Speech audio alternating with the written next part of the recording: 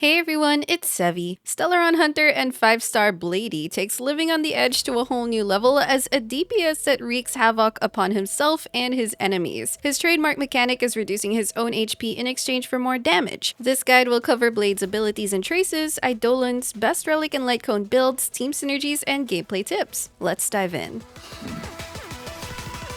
My sword will be the last thing you see. Blade is a 5-star wind destruction unit with very interesting HP mechanics and a fairly straightforward playstyle. He destroys his enemies with AoE attacks and enhances his damage by losing HP, whether by his own abilities or via enemy attacks. But he also has innate means of healing himself, which creates this HP tug-of-war game. Let's go through all his abilities to understand how he works. Call an ambulance! Call an ambulance! But not for me! Starting with Blade's skill, activating consumes 30% of his max HP and 1 skill point, but doesn't generate any energy. This makes him enter the Hellscape state, which gives a damage bonus and enhances his basic attacks for 3 turns. If ever you have 30% or less HP upon casting, then his skill can only reduce him down to 1 HP. Blade's turn also doesn't end yet, so you can perform his enhanced basic attack right away. Using his enhanced basic attack consumes 10% of his max HP and deals damage to one target and less to its adjacent enemies. When you look at his damage multipliers, you'll notice that it's a combination of his attack and max HP. However, his max HP multiplier is way higher than the attack multiplier, which is the same case for all his damage sources. For Blade, attack is much less important than HP, since HP now serves 2 purposes, increasing his survivability and being a base damage multiplier. However, his enhanced basic attacks will not generate skill points. This means that Blade only consumes 1 skill point every 3 turns, which makes him a nearly skill point neutral unit and greatly benefits your team's skill point economy. Also, Blade's enhanced basic attacks will generate 30 energy instead of the usual 20 energy and will be his main source of energy regeneration. His ultimate costs 130 energy, and casting it will reset his HP to 50% and it deals damage to one target and less to adjacent enemies. His ultimate gets increased damage based on how much HP Blade has lost so far, so you kinda want him to lose a lot of HP, most of which happens naturally from using Blade's skill and basic attacks and from enemy attacks. However, this bonus damage will cap at 90% of Blade's max HP, and the HP count will reset after using the ultimate. If you cast Blade's ultimate and he loses HP from going down to 50%, that will also count towards the bonus damage.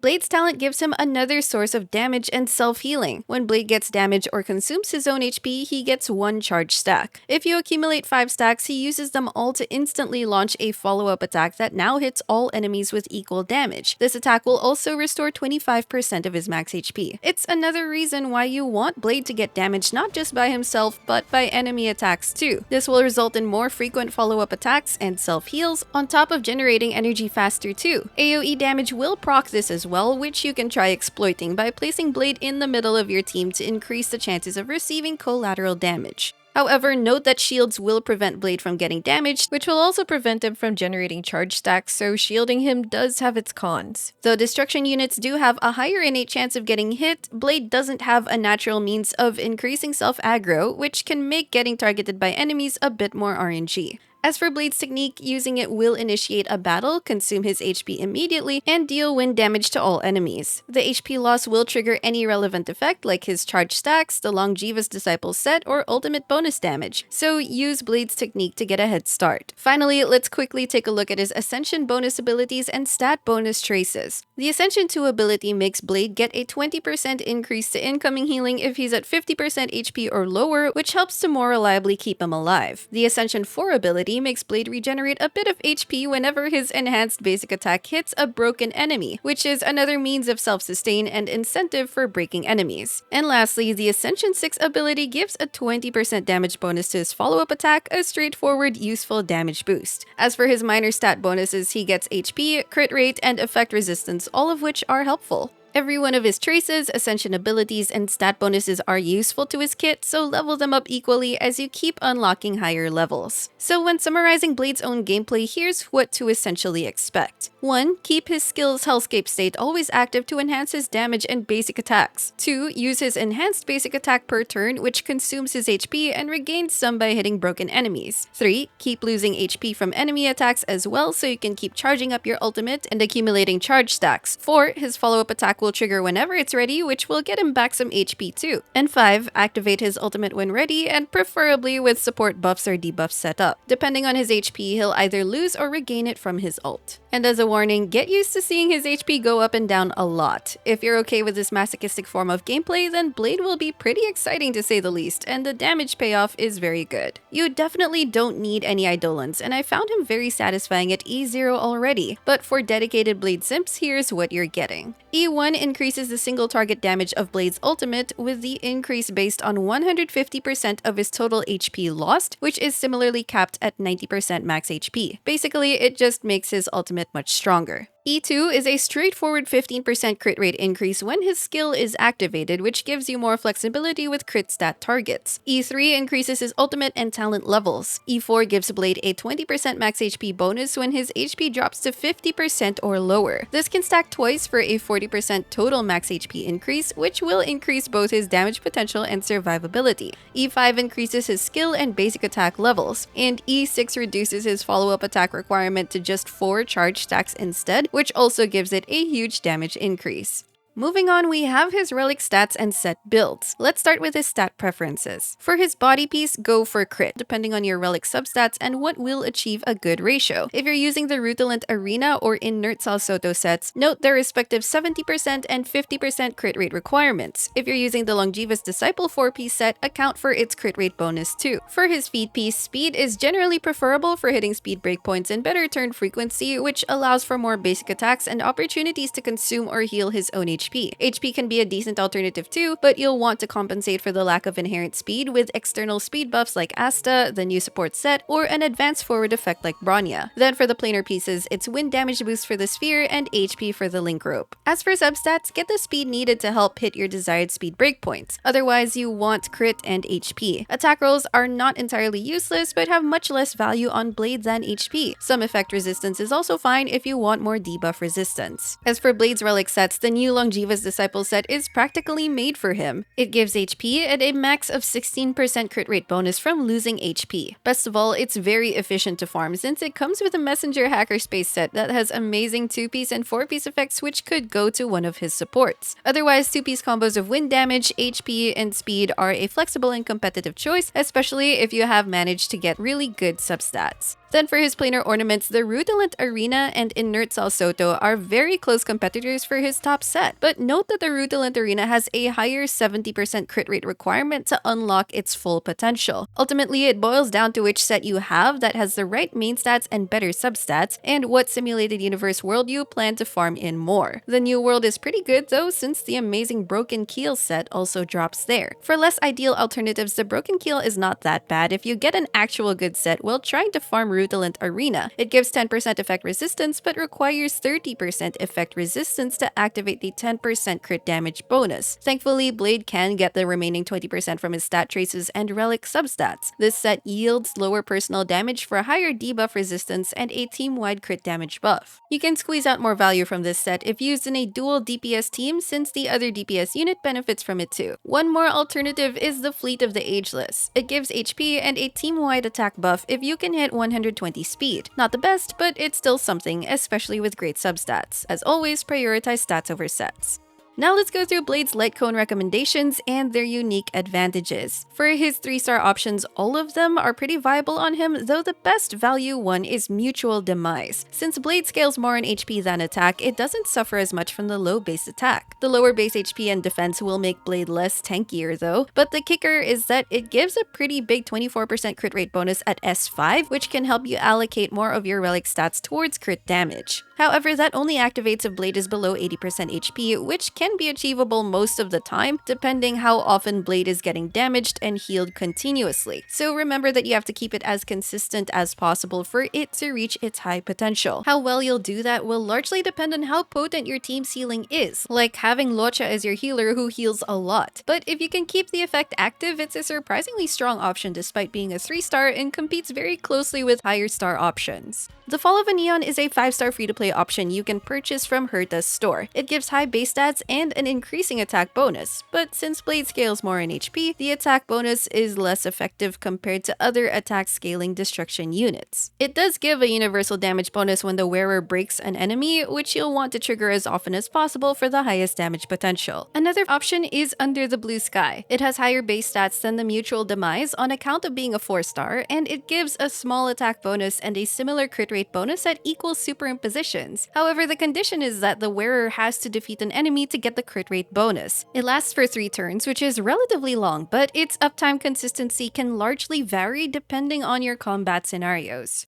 Something irreplaceable, a limited 5-star light cone is only marginally better than the previous options damage-wise. However, it heals the user when they get hit, which does help a bit more for Blade's survivability. Meanwhile, a Secret Vow at S1 is a very competitive option even against something irreplaceable, more so with superimpositions. Other 4-star light cones have attack bonus passives which aren't as effective for Blade scalings or more situational effects. However, a Secret Vow's effect gives a universal damage bonus and doubles it if the user attacks an enemy with a higher current HP, which synergizes perfectly with Blade's playstyle. Of course, its uptime will be inconsistent due to the enemy's HP continuously going down, and since Blade's HP will also keep fluctuating. But regardless, it's a very highly recommended light cone, especially at high superimposition. Finally, Blade's signature light cone, the Unreachable Side, is the top consistent choice. It boasts the highest base HP and attack stats, gives an always-on crit rate and HP bonuses, and a damage bonus whose condition perfectly complements Blade's playstyle, which lets you worry less about how consistently it will be active. So to summarize it, these are very close to one another, with fluctuations depending on how well you can maintain their triggered bonuses. S1 Secret Vow is also very close to them, but has the important benefit of raising its floor by getting copies over time. When you reach S5 Secret Vow, its closest competition will then be the S1 Unreachable Side. If you want to save some jades, you can just stick to the Secret Vow and superimpose it rather than trying to risk or guarantee the Unreachable Side. Fortunately, Blade's current light cone banner has them both.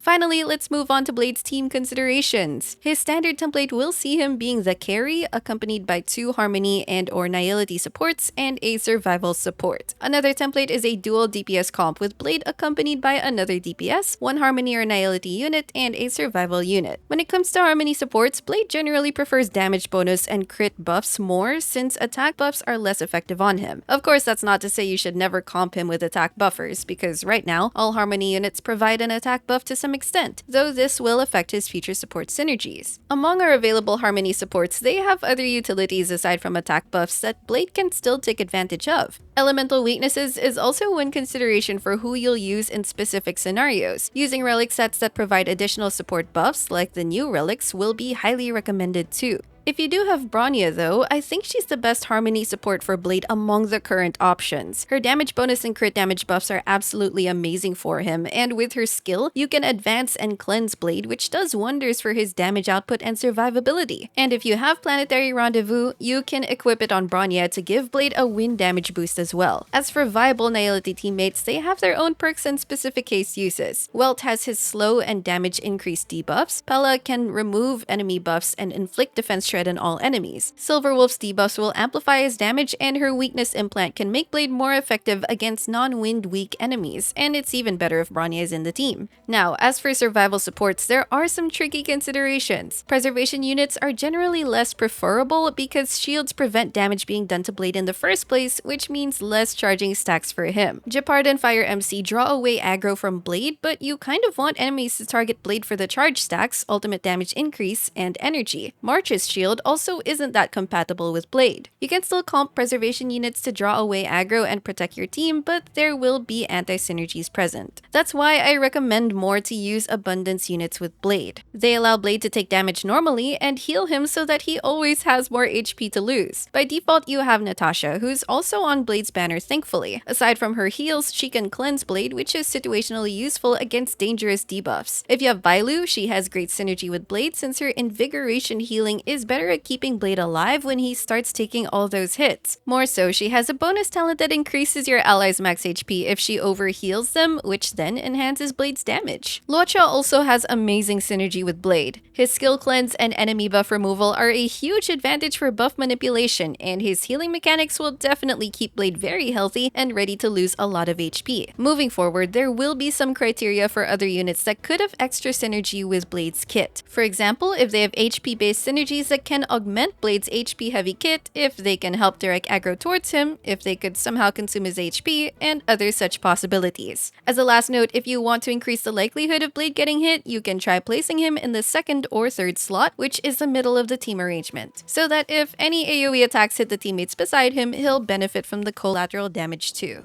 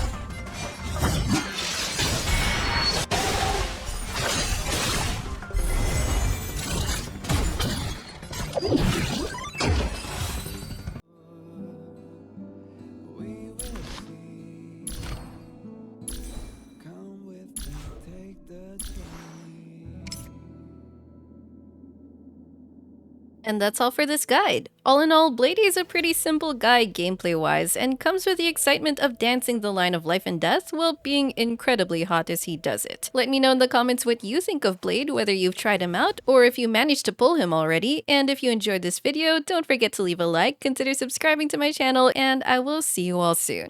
Take care!